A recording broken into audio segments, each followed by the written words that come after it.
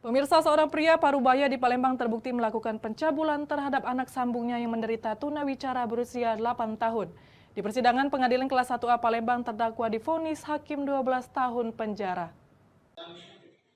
Inilah Himawan, 46 tahun saat duduk di kursi pesakitan persidangan Pengadilan Negeri Kelas 1A Palembang. Terdakwa kasus pencabulan terhadap seorang anak sambungnya berinisial R yang tunawicara berumur 8 tahun.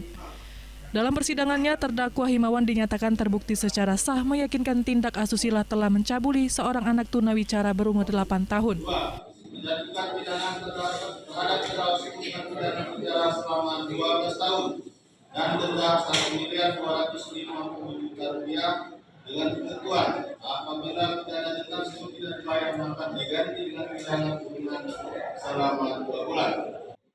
Mendengar nota vonis putusan Majelis Hakim Persidangan, terdakwa Himawan Satanto tak menerima putusan yang dijatuhkan hakim kepadanya dan menyatakan akan banding. Terdakwa masih belum mengakui kalau itu memang tuduhan pada dia.